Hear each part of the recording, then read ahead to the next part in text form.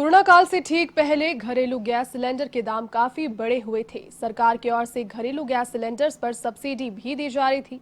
हालांकि कोरोना को देखते हुए सरकार ने घरेलू गैस सिलेंडर के दाम कम भी कर दिए थे, लेकिन एक बार फिर से घरेलू गैस सिलेंडर्स के दामों में केंद्र सरकार ने बढ़ोतरी की है। जी हां, अब घरेलू गैस सिलेंडर 3 रुपए और व्यावसायिक सिलेंडर 2 रुपए महंगा हो गया है। कोरोना काल के चलते वैसे ही लोग आर्थिक मार झेल रहे हैं। लॉकडाउन के बाद व्यापारियों ने प्रतिष्ठान तो खोले, लेकिन अभी भी हालत सामान्य नहीं हुई है। ऐसे में लगातार घरेलू और व्यावसायिक गैस सिलेंडर्स के दाम बढ़ने पर लोगों पर अधिक आर्थिक बोझ पड़ेगा ही पड़ेगा।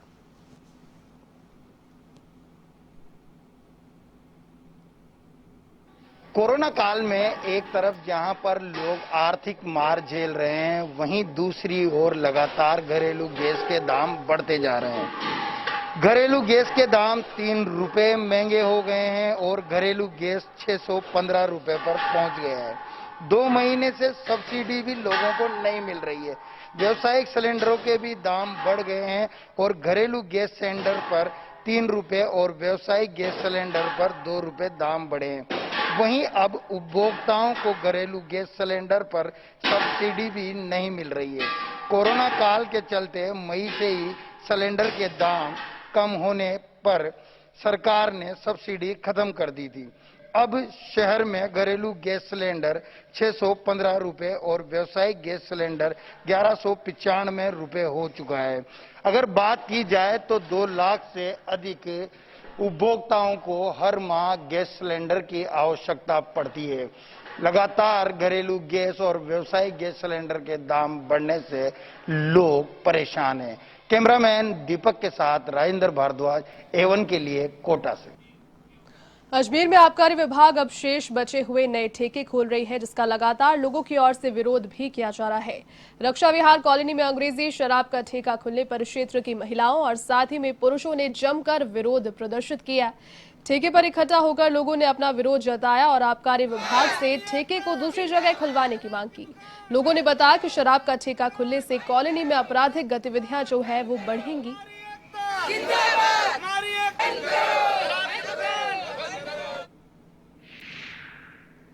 राधा विहार बी ब्लॉक के बाहर बाड़ी नदी के कॉर्नर पे एक दुकान शराब की खुलने जा रही है, जो ऐसा आभास हुआ कि कल शाम से शुरू हुई है।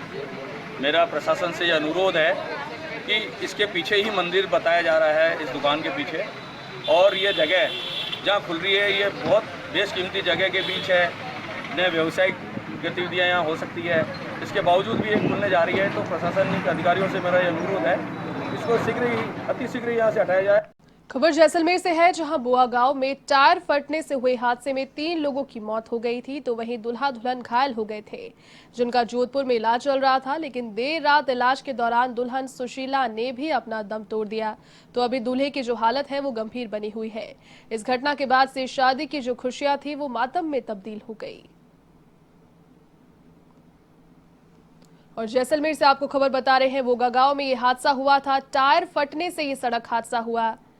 इसके बाद में जो घायल थे दूल्हा दुल्हन, उनमें से रात को दुल्हन सुशीला ने भी अपना दम तोड़ दिया और जो दूल्हे की हालत है वो भी गंभीर बताई जा रही है। दुल्हन सहित कुल 4 लोगों की मौत इस सड़क हादसे में हुई। टायर फटना इस हादसे का कारण बताया जा रहा है। और जैसलमेर के वोगा गांव में यह हादसा हुआ था।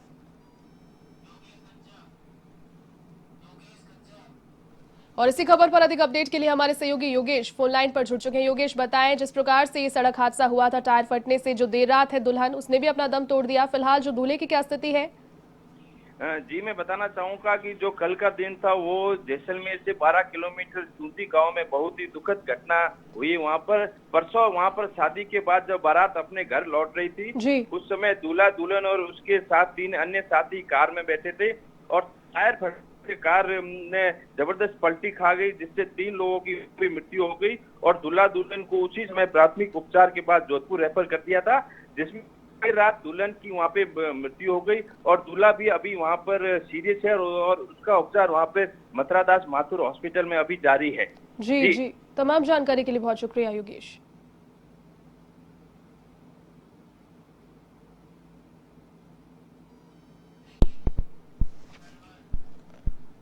बाड़मेर जिले में किसानों की जो परेशानी है वो कम नहीं हो रही। पहले कोरोना और फिर टिड्डियों के हमले और आंधियां और तबाही मचा रही है। जिले के शिव क्षेत्र में तेज आंधी से बालासर गांव में 2 मासूमों की मौत हो गई तो 4 गंभीर लोग इसमें घायल भी हो गए। आपको बता दें कि जानकारी के अनुसार लीकड़ी गांव में मानाराम मेघवाल का घर तेज आंधी से ध्वस्त हो गया। हादसे में 10 वर्षीय बच्ची और 8 साल के बेटे की मौत भी हो गई। इसके अलावा पत्नी सहित 3 अन्य बच्चे गंभीर रूप से घायल हो गए, जिनका उपचार राजकीय चिकित्सालय बाड़मेर में चल रहा है। सीआई पुष्पेंद्र आड़ा ने बताया कि घटना की जानकारी मिलते ही पुलिस मौके पर पहुंची और घायलों को राजकीय चिकित्सालय में भर्ती कराया गया।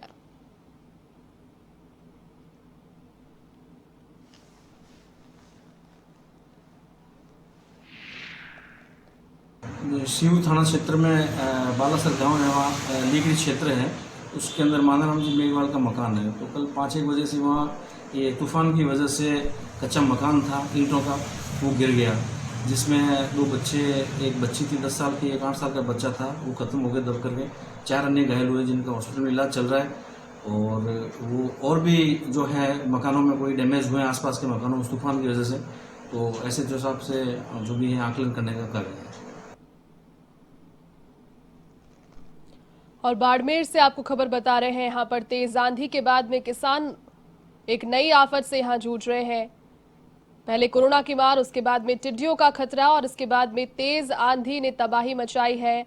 बाड़मेर के गांव में एक घर को आंधी ने अपनी चपेट में ले लिया। तेज आंधी से जो घर है वो ध्वस्त हो चुका है, तस्वीरों में देख सकते हैं आप। और 2 मासूम बच्चों की मौत भी हो गई इस मलबे में दबकर। इसके अलावा परिवार के 4 लोग जो हैं वो घायल भी हुए।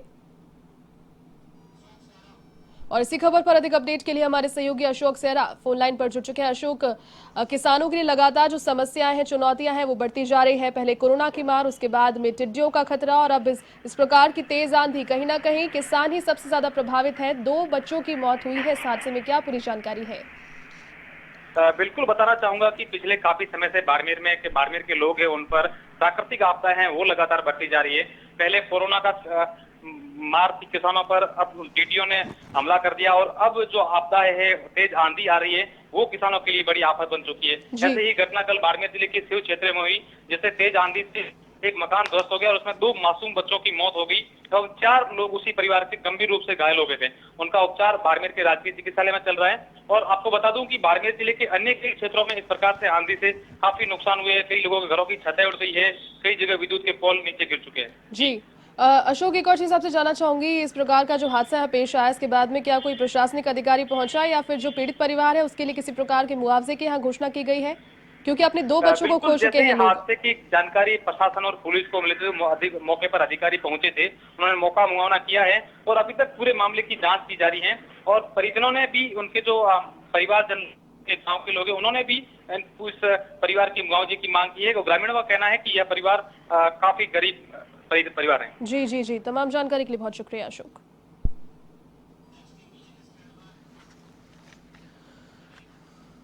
तो वहीं बारा के कस्बा थाना में NH 27 पर एक बाइक अनियंत्रित होकर हाईवे से नीचे गिर गई। हादसे में पति पत्नी दोनों घायल हो गए। घटना की सूचना पर पुलिस मौके पर पहुंची और 108 की सहायता से घायलों को अस्पताल भर्ती कराया, जहां पर चिकित्सकों ने उन्हें केलवाड़ा के लिए रेफर कर दिया।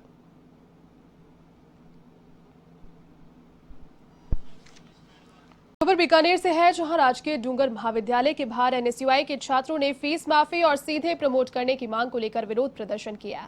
इस दौरान छात्रों ने हाईवे पर जाम भी लगा दिया, जिससे एक बार पुलिस और छात्र आमने सामने उलझते भी नजर आए, लेकिन पुलिस ने जैसे तैसे करके मामले को शांत किया और हाईवे को सुचारू करवाया गया। इसके बाद छात्रों ने महाविद्यालय का मुख्य द्वार बंद कर अपना विरोध प्रदर्शन जारी रखा।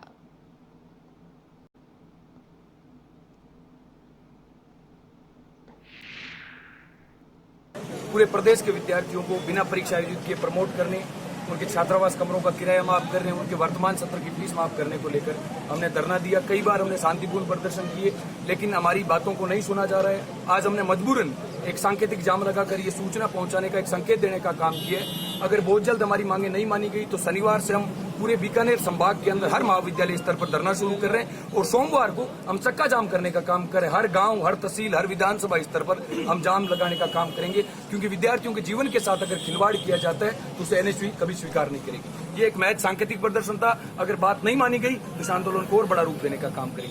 टोंक वासियों के लिए खुशखबरी है कि टोंक जिला जो है वो अब कोरोना वायरस संक्रमण से रिकवर होने वालों की रेटिंग में सबसे ऊपर आ गया है। राज्य के अन्य जिलों में टोंक की रिकवरी रेट 99% हो गई है। टोंक में कुल 201 संक्रमितों में से 199 मरीज जो है वो रिकवर हो चुके हैं और पहले एक मौत भी हो चुकी है। फिलहाल अभी कोरोना का मात्र एक एक्टिव केस टोंक में है। अपने लिए बड़ी खुशी की बात है कि टोंक जिले में केवल एकमात्र केस है जो भी उपचाररत है और वो भी ईश्वर की उससे जल्द ठीक हो जाएगा। तो हमारा पूरा फोकस अभी प्रवासी राजस्थान और जो हाई रिस्क ग्रुप है इनके ऊपर है, क्योंकि इनके ऊपर ही कोरोना का ज़्यादा वो है, क्योंकि प्रवासी राजस्थान बाहर से आए हैं और हाई रिस्क ग्रुप पे ये ज़्यादा संक्रमण की संभावना है। खबर पाली के तुमेरपुर से है, जहां पर तकतगढ़ सामुदायिक स्वास्थ्य केंद्र में मरीजों को नई एक्सरे मशीन के आने का इंतजार है। मशीन के अभाव में 9 महीने से मरीजों को निजी अस्पतालों में एक्सरे करवाना पड़ रहा है। दरअसल पाली और जालौर जिले में मरीजों को तकतगढ़ कस्बे में चिकित्सा सुविधा मिल तो रही है, लेकिन सामुदायिक स्वास्थ्य केंद्र में एक्सरे की सुविधा नहीं मिल पा रही। अस्पताल प्रशासन की ओर से नई मशीन के लिए पत्र भेजा गया है। इसी के साथ 108 की सुविधा नहीं है। सीएचसी प्रभारी डॉक्टर रामधन बैरवा ने बताया कि एक्सरे मशीन और 108 को लेकर कई बार उच्च अधिकारियों को अवगत भी कराया गया है। तो 108 के लिए 108 पहले यहाँ थी, वो भी कंडम हो गई है, तो उसका भी प्रस्ताव बना के सीएमओ साहब के थ्रू जयपुर भेजा हुआ है। तो जैसे ही जयपुर से आती है तो अपने को अवेलेबल करा दी जाएगी। दूसरा एक्सरे मशीन का भी जो वो जिनके केटीपीएल कंपनी के जो इंजीनियर्स हैं उनको बुलाए थे, तो उन्होंने उसको कंडम घोषित कर दिया, वो रिपेयर नहीं हो सकती है। तो उसका भी पूरा प्रस्ताव बना के सीएमओ साहब को भेज दिया गया है। तो सीएमओ साहब ने बताया कि बहुत जल्दी एक्सरे मशीन नहीं आ